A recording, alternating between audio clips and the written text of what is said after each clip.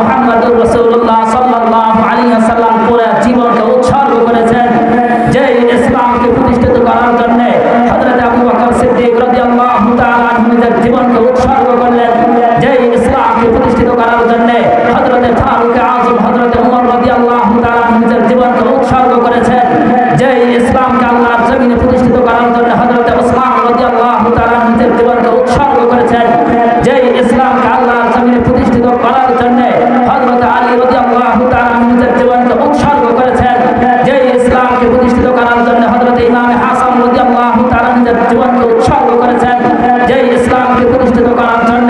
হযরত ইমাম হুসাইন রাদিয়াল্লাহু তাআলা নিজের জীবনকে উৎসর্গ করেছেন যে ইসলামকে প্রতিষ্ঠিত করার জন্য।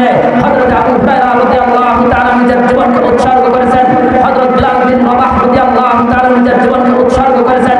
হযরত আনাস বিন মালিক রাদিয়াল্লাহু তাআলা নিজের জীবনকে উৎসর্গ করেছেন।